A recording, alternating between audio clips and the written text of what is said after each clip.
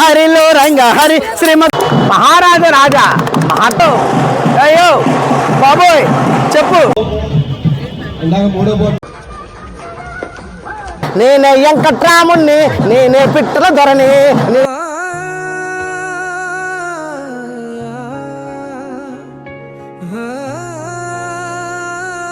ఆతిపురం అంటే మీకు తెలుసు. వాస్తవానికి ఆతిపురం అంటే పూతరేకులు ఫేమస్. సో ఈ మధ్యకాలంలో అయితే ఇక్కడ మన ట్రెడిషనల్ కాబట్టి విధంగా ఎన్నో కాంప్లైంట్ పడుతున్నారు. మనం ప్రస్తుతం రామకృష్ణ గారి ఇంటి దగ్గర ఉన్నాం. ఈయన అంటే 10 సంవత్సరానికి ఒకసారి కానీ 2 సంవత్సరాలకు ఒకసారి కానీ వాళ్ళు అమెరికాలో ఉంటారు. అమెరికా నుంచి వస్తూ ఉంటారు. అంటే చూస్తున్నంటే వీళ్ళందరూ కూడా వాళ్ళ ఫ్రెండ్స్, అంటే చాలా సంవత్సరాల తర్వాత వాళ్ళ ఫ్రెండ్స్ అందరూ కలుసుకున్నారు సంక్రాంతి సందర్భంగా. కలుసుకున్న తర్వాత అంటే వాళ్ళ ఫీలింగ్స్ ఏంటి, వాళ్ళు ఎలా ఫీల్ అవుతున్నారు, ఈ సంక్రాంతి సందర్భంగా ఎంత అనుభూతిని పొందుతున్నారు అంటే వాస్తవానికి మనం ఇందాక పలకరించాం ఆయన్ని. నిజంగా లాస్ట్ టైం నేను వద్దాం అనుకున్నాను కానీ రాలేకపోయాను, కానీ ఈసారి వచ్చాను. మా స్నేహితులందరినీ కూడా కలుసుకున్నాను చెప్తున్నారు. అదేవిధంగా ఇంకా చాలామంది వాళ్ళ స్నేహితులందరూ ఉన్నారు. అంటే ఈ కమింగ్ జనరేషన్కి అసలు మన పండుగలు ఏంటి, ఈ హరిదేశ్ ఏంటి, భోగి పెడకలు ఏంటి, ఈ భోగి మంటలు ఏంటి అనేది ఏమీ తెలియని పరిస్థితి వచ్చేసింది. అవును. సో మీరు చూస్తే ప్రతి పండగకి కూడా జన్మనిచ్చిన ప్రదేశానికి స్వస్థలానికి వస్తున్నారు. సో ఏంటంటే మీ జనరేషన్కి ఈ జనరేషన్కి ఉన్న తేడా ఏంటి, ఎందుకు ఈ వీళ్ళకి మన సంస్కృతి సంప్రదాయాల గురించి తెలియట్లేదు, తెలియజెప్పే ప్రయత్నాన్ని పెద్దలు ఎందుకు చేయట్లేదు? అంటే ఒకటండి, ఒక విషయంలో ప్రాబబ్లీ ఐ డిసగ్రీ దట్ ఇప్పుడు అంటే నేను అమెరికన్ పర్స్పెక్టివ్లో చెప్తున్నానండి. నేను అక్కడి నుంచి అంటే ఒకటి first I will tell you why I'm coming every year. అంటే ఇక్కడ నేను ఇన్ మై ఒపీనియన్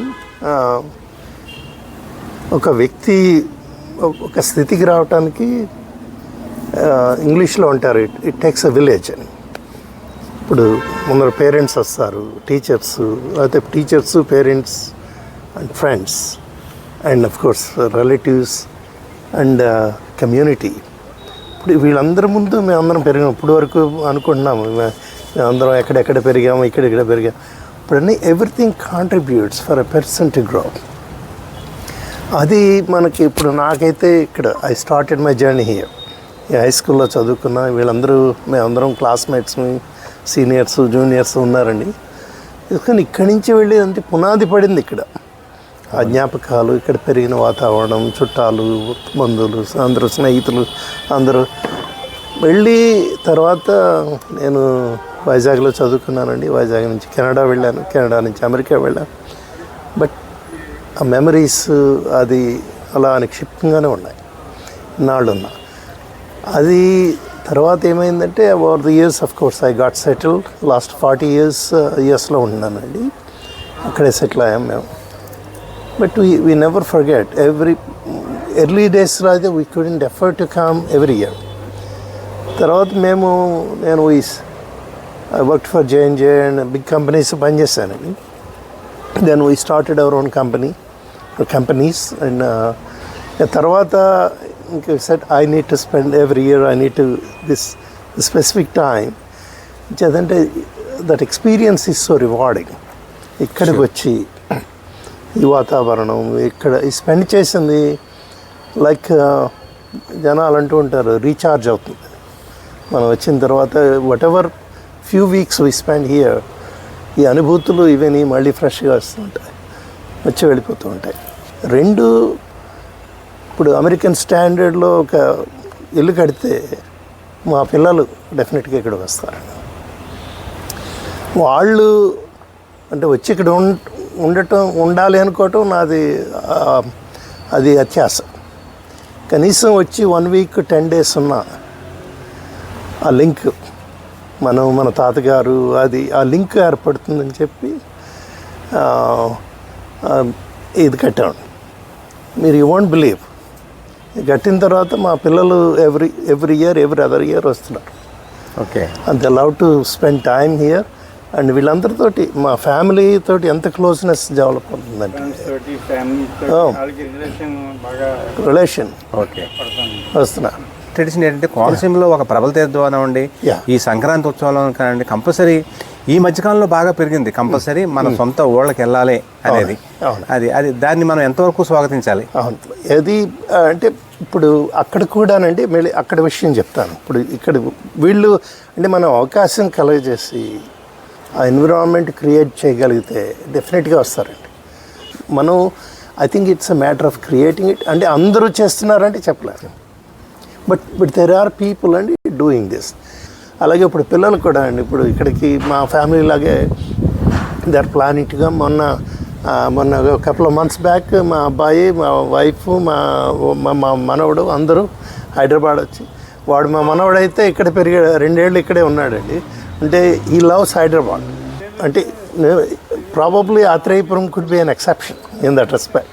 ఇప్పుడు ఏ వీధి చూసుకున్నా, మొన్న ఈ మధ్య మన ఊరు మన బాధ్యత అని ఒక థీమ్ ఒకటి చేసండి. ఎవ్రీ వీక్ ఎవ్రీ సండే ఈ యంగ్స్టర్స్ అందరూ గ్యాదర్ అయ్యి ఒక్కొక్క వీధి తీసుకుని క్లీన్ చేస్తున్నారు. అలాగే ఇప్పుడు ఈ జాతరలు కానించి వాళ్ళు ఎంత బాగా చేస్తున్నారంటే అండి, నేను చిన్నప్పుడు చూసేవాడిని ఆ జాతర, వాళ్ళు డ్యాన్సులు చేస్తూ అదంతా బాగుండేది. ఇప్పుడైతే ఇంకా బాగా చేస్తున్నారండి. మరి ఏమిటో there is revival I see. So ఈ జనరేషన్ మర్చిపోవట్లేదండి. I think probably they are bringing this back to the old glory. అంటే సార్ ఇప్పుడు మీ ఫ్రెండ్స్ సార్ అందరూ కూడా అందరూ ఫ్రెండ్స్, క్లాస్మేట్స్ అంటే అందరూ అవుట్ ఆఫ్ కంట్రీసా లేకపోతే ఇక్కడ ఉన్నవాళ్ళు కూడా ఉన్నారా? బయట ఉన్న వాళ్ళే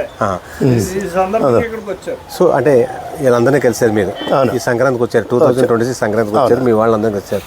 మీ ఫీల్ ఏంటి? మీ ఫీల్ ఎట్లా ఉందండి? ఎలా ఫీల్ అవుతున్నారు మీరు? ఇంకొక 10 years యంగ్ అయిపోయాను నేను. బట్ ఈ సంవత్సరం అక్కడ పన్ను మామూలుగానే ఉంటాయి, కానీ రావటం వల్ల ఈ ఆనందం అండి రాదు. అంటే మాటల్లో చెప్పలేను నేను చెప్పాలంటే. ఇక్కడికి వచ్చి ఇది చూసి అందులో ఈ సంవత్సరం మీరు చూసారో లేదో, అసలు ఎంటర్ అవటానికే కష్టం అవుతుంది. ఆ గ్లోరీ, అది ఆ పడవలు, వాళ్ళు డ్రోన్లో బిగ్ స్క్రీన్స్ మీద చూపిస్తున్నారండి. ఆ డ్రోన్ షాట్ ఆ కాలువ మధ్య నుంచి జనాలు, పొలాలు, దాంట్లో ఎంత అద్భుతంగా ఉంటుందండి. ఈజిప్ట్లో నైల్ రివర్ అని ఉంటుందండి. మేము క్రూజ్ తీసుకుని నైల్ రివర్లో ఆ బోటు మీద రూమ్స్ అయి ఉంటాయి కింద, పైన కూర్చుని మేము ఆ రివర్ మన ఈ కాలువ కంటే కొంచెం పెద్ద ఉంటుంది అంతే, దాన్ని పెద్దగా చెప్తారు నైల్ రివర్ అని. అది దాని నుంచి వెళ్తా సేమ్ ఫీలింగ్. బట్ ఇంత గ్రీనరీ, ఇంత అద్భుతం అక్కడ కనిపించలేదు. అది చూడండి, మనకున్న రియల్లీ సహజ సంపద అది అక్కడ చూస్తా అంటే ఎంత ఆనందం వేసిందంటే, నిన్న వాళ్ళందరితోటి కలిసి తర్వాత ఏమో ఈ ఫంక్షన్లు, తర్వాత ఈ కాంపిటీషన్లు, bringing everybody together and amazing. నేను చాలా చాలా ఆనందం వేసింది. మనం ఇటువంటివి మన ఊళ్ళో మన పెరిగిన వాతావరణంలో ఇక్కడ చేసుకోగలిగితే ఇంకా అంతకంటే ఇంకా ఏం కావాలి చెప్పండి.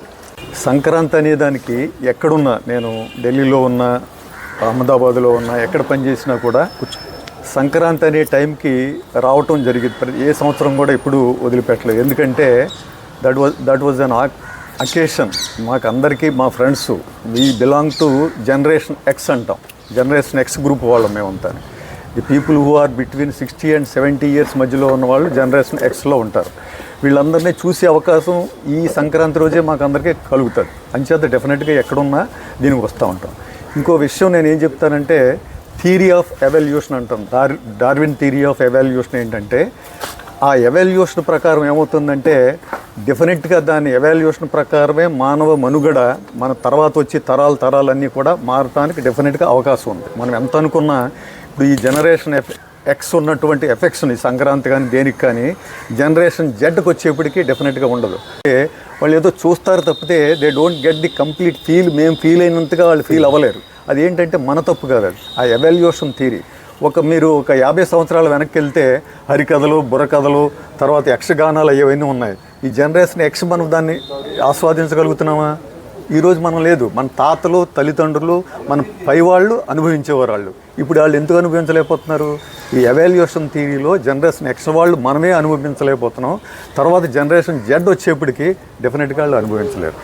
ఆ ఎవాల్యుయేషన్ థియరీ అనేది వెళ్తుంది. అయినా మన సంస్కృతి, మన ఆ ఆటపాటలు కానీ, లేకపోతే సంక్రాంతి యొక్క విశిష్టత ఏంటి అనేది మన పిల్లలకు చెప్పవలసిన బాధ్యత ఉంటుంది. కానీ మోస్ట్ ఆఫ్ ది పీపుల్ 90% వాళ్ళు చూస్తారు తప్పితే దాంట్లో లోనికి వెళ్ళి దాన్ని ఆస్వాదించేది వాళ్ళకి డెఫినెట్గా ఉండదని నేను అనుకుంటాను. ఎందుకంటే ఆ ఎవాల్యుయేషన్ థియరీ ఈరోజు జనరేషన్ జెడ్ ప్రాముఖ్యత ఏంటంటే మనం పని చేసామా, నాకు జీతం ఎంత వచ్చింది, నేను వెళ్ళిపోయానా, how beautifully I'm enjoying my life.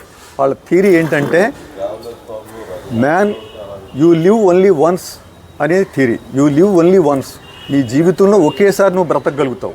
ఆ బ్రతికిన టైంని నువ్వు నీకు తోసిన విధంగా ఎంత సంతోషంగా నీ జీవితాన్ని నీవు అనుభవిస్తావో అనే థియరీ జన్ అంటారు. ప్రపంచం అంతా కూడా మొత్తం దానికి మారిపోతుంది కంప్లీట్ అంతా. అలాగే సార్ మీరు చెప్పిన ఎవల్యూషన్ థియరీ చాలా బాగుంది. కరెక్ట్.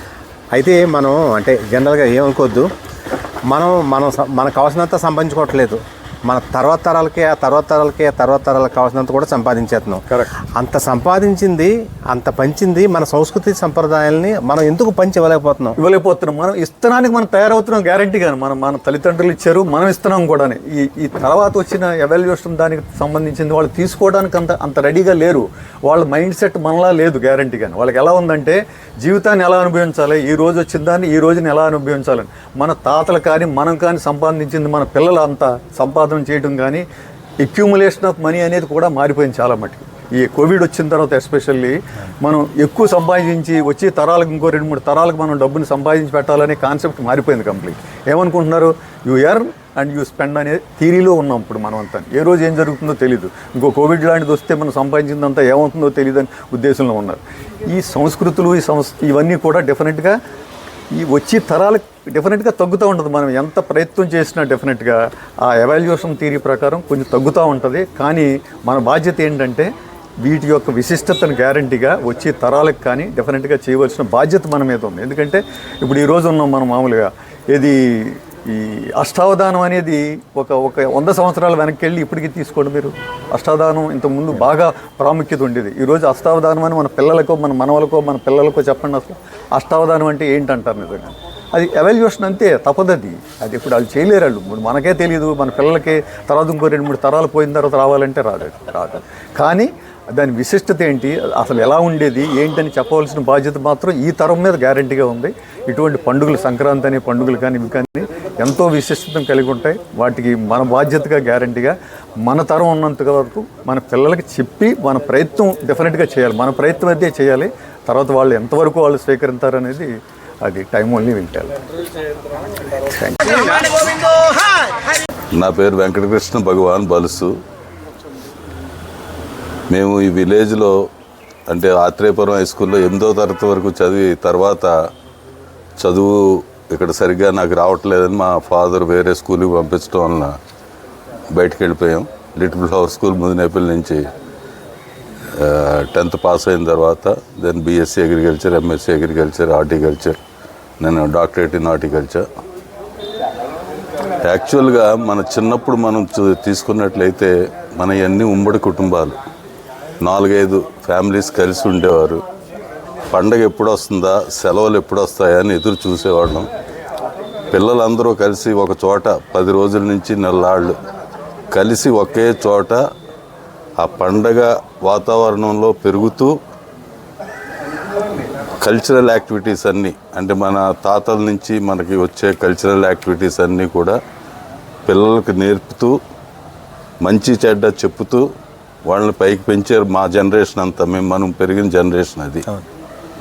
దాని తర్వాత ఏమైంది, ఒకడు లేకపోతే ఇద్దరు చదువు రీత్యా ఈ పల్లెటూరు నుంచి పట్టణాలకు వెళ్ళటం, ఆ కల్చర్కి ఎక్కువ అలవాటు పడతాం. పిల్లలు ఊరు వెళ్దాం, తాతగారి ఇంటికి వెళ్దాం అంటే అక్కడికి వెళ్తే మాకేమీ తోచదు, మేము రాము, మాకు ఇక్కడ సరిపోతుంది, మాకు ఇక్కడ ఫ్రెండ్స్ ఉన్నారు, మాకు ఈ వాతావరణం చాలని వాళ్ళు అలా. అదేంటంటే ఇప్పుడు పుట్టే పిల్లలందరినీ కూడా మన పాత రోజులు ఎలా మనం ఎంజాయ్ చేసేవాళ్ళం, ఆ పాత తరాల్లో ఏమేమి పండుగలు చేసేవారు, ఏ కల్చర్ యాక్టివిటీ ఉండేది, అవన్నీ చెప్పుతూ పిల్లల్ని తీసుకొచ్చి మనం కూడా ఉన్న అన్నదమ్ములందరూ కూడా ఇలాగ ఇప్పుడు వీరు చెప్పినట్టు అమెరికా నుంచి వచ్చి నా పిల్లలు అమెరికాలో ఉండే వాతావరణంలో ఉండే ఇల్లు లాంటిది కడితే నా పిల్లలు రావడం మొదలుపెట్టారని ఎలా చెప్పారో అదే ఆ విధంగానే మన అందరం కూడా కలిసికట్టుగా ఆ పాత మండువాలో ఇళ్ళు, పాత ఇళ్ళు అన్నీ రెనోవేట్ చేసి ఒక పండగ వాతావరణంలో దాన్ని చేసుకుని 10 రోజుల పాటు లేకపోతే కనీసం ఒక వారం రోజుల పాటు మనం అందరం కలిసికట్టుగా పనిచేస్తూ పండగ చేసుకుంటూ పిల్లలకి వాటి మంచి చెడ్డ అన్నీ నేర్పుతూ వాళ్ళకు కూడా కల్చరల్ యాక్టివిటీస్, మన హిందూ ధర్మశాస్త్రంలో ఉన్న కల్చరల్ యాక్టివిటీస్, దానివల్ల మనకి జరిగే మంచి చెడు అన్నీ కూడా వాళ్ళకి చెప్పాలి. చెప్పే టైం లేదు, వాళ్ళకి వినే ఇది లేదు. నిజండి ఇప్పుడున్న తరం పిల్లలు అయితే వాడికి ఒక సెల్ ఫోన్ ఇస్తే ఇంకా లోకం అయిపోయింది, ఇంకెక్కడికి రావట్లే వాడు. వీటి నుంచి ముందు బయటికి తీసుకురావాలి. కొద్ది రోజులు పిల్లలకి కొంత వయసు వచ్చే వరకు అసలు మొబైల్ ఫోన్ ఏంటో అన్నది చెప్పకుండా వాళ్ళకి లోకజ్ఞానం చెప్పగలిగితే మన వాతావరణానికి అలవాటు పడతారు, వస్తారు, ఎంజాయ్ చేస్తారు. ఇటువంటి పండుగ వాతావరణం కోనసీమ అంటే ఈరోజు గోదావరి జిల్లాలంటే సంక్రాంతికి ఎలా అన్ని రకాలు యాక్టివిటీస్ ఉంటాయి మనకి. ఒక కోడిపందాలే కాదు, ఇదే కాదు, అన్ని రకాల యాక్టివిటీస్తో రకరకాల వంటలు చేసుకుని ఎంజాయ్ చేస్తా ఇదివరకు తిరుగుతూ ఆడుతూ పొలాల్లో పంట చేలల్లో పరిగెడుతూ ఆడుకుంటూ ఉండేవాళ్ళం. ఈరోజు ఎక్కడ? మా తరం తర్వాత ఇంకా మా మనవలు వచ్చేసరికి ఇంకెలా ఉంటుందో ఏం చెప్పలేం. మా పిల్లలకు కొంతవరకు నేర్పాము, కొంతవరకు వస్తున్నారు, కొంత దట్టు మాలో ఉన్న 30% కూడా లేదు వాళ్ళకి. సార్, అంటే ఈ పరిస్థితులు రావడానికి మన సంస్కృతి సంప్రదాయాల గురించి మన పిల్లలకు కానీ కమ్యూనిటీ తెలియకపోవడం కారణం, అంటే ఉమ్మడి కుటుంబాలు కూడా అంతరైపోవడం కారణం అదే. ఇదివరకు ఒకటేనండి, ఇదివరకు మేనకోడల్ని మేనమామల్ని వాళ్ళే పెళ్ళిళ్ళు చేసుకునేవారు. సో మా అమ్మ మా తాత అని వాళ్ళకి ఆ మమకారాలతో అలా ఉమ్మడిగా ఉండేవారు. అలా చేసుకుంటే జనరేషన్స్ బాగుంటలేదు, సిక్ అవుతున్నారు, లేకపోతే హెల్తీగా రావట్లేదు అన్న ఉద్దేశంతో బయటకు వెళ్ళటం మొదలుపెట్టాం. ఆ బయట తరాలకి మన తాత గురించి మన అమ్మ గురించి వాళ్ళకి ఏముంటుందో వాళ్ళకి ఏం తెలియదు. వాళ్ళు పెరిగిన వాతావరణం ఎటువంటిదో మనకు తెలియదు. ఏదో వాళ్ళని చేసుకుని తీసుకొచ్చి మన ఇంట్లో పెడుతున్నాం. మనలాగా ఉండమంటే వాళ్ళు ఉండలేకపోతున్నారు, ఉండలేక కుటుంబాలు విడిపోతున్నాయి. మెయిన్ కారణాలు అవి. మెజారిటీ తీసుకోండి, మన నాన్నలు మన తాతలు ఎక్కువ వాళ్ళే చేసుకునేవారు. ముందు చిన్నప్పటి నుంచి నువ్వు సుబ్బారావు ఎవరు, వెంకటరావు ఎవరు, రామారావు ఎవరు వాళ్ళకి తెలిసేది. ఈ తాత మంచోడు, ఆ తాత మంచోడు కాదు అని అలా కూడా వెళ్ళేవారు కాదు. మీరు అబ్జర్వ్ చేయండి, మీరు మన చిన్నతనానికి వెళ్ళిపోండి. మనం ఆడుకునేటప్పుడు కూడా ఆ తాత బాగా పెడతాడు రైట్ వెళ్దాం అని పరిగెట్టేవాడు, ఆ తాత అని కాదు. సార్, ఇంకోటి అంటే ఈ ఉమ్మడి కుటుంబాల్లోనూ అదే వృద్ధాప్యం చెందిన ముసలి వాళ్ళు ఉండేవారు. ఈ పిల్లలు కూడా వాళ్ళ దగ్గర చేరేవారు, కథలు ఇవన్నీ చెప్పేవారు. వాళ్ళు కూడా పిల్లలు చాలా ఇంట్రెస్ట్గా వినేవాళ్ళు, వీళ్ళు కూడా వాళ్ళు ఒళ్ళు కూర్చొని చెప్తుల్లోకి చాలా ఇంట్రెస్ట్గా ఉండేవారు. ఇప్పుడు ఆ ఉమ్మడి కుటుంబాలు మనకి ఆ ఓపిక లేవు, అసలు ఇంట్లోనే ఉంచట్లేదు, ముసలాళ్ళని ఇళ్లలో ఉంచట్లా. ఇంకా అటువంటిప్పుడు ఈ పిల్లలకి అప్పటి కథల గురించి అప్పటి వాటి గురించి ఏం తెలుస్తుంది? తెలియదు. అది మనం ఆ మార్పు తేగలిగితే ఈ ఓల్డ్ ఏజ్ హోమ్స్ పోవాలి, అవి పోవాలి. ఆ తల్లి తండ్రిని మనం చూడగలిగిన నాడే తర్వాత ఆటోమేటిక్గా పిల్లలు కూడా మనల్ని చూస్తారండి. మన తల్లిదండ్రులని వాళ్ళు చూస్తలేదు, వీళ్ళు మనం ఎందుకు చూడాలంటే ఇంకా మన తాతను చూడలేదు, నాన్న బయటికి తోసాడు, వీడిని తోసే రేపు. ఇదే మీరు కాన్సెప్ట్ తీసుకోండి, జస్ట్ థింక్ ఇట్. ఇదివరకు మన తాతలు మనతో పాటు ఉండేవారు కాబట్టి నాన్నగారు తాతలు బాగా ఉండేవారు, తాత బాగా చూసేవాడు, తాతగారిని బాగా చూసారు నాన్నగారు. సో మనం ఇప్పుడు మన నాన్నగారిని మనం చూసుకోవాలి, ఆ కాన్సెప్ట్ ఉండేది. ఇప్పుడు అది లేదు. కారణం ఎవరంటారు? కొంతమంది మారుతున్న సమాజం మారుతున్న సమాజం చెడుకి తొందరగా అట్రాక్ట్ అవుతాం మంచి కన్నా. ఇప్పుడు ఈ సోషల్ మీడియా వచ్చిన తర్వాత అసలు ఎవరు ఎక్కడ ఏం చేస్తున్నాం ఎవరికి ఏమి అర్థం కావట్లేదు.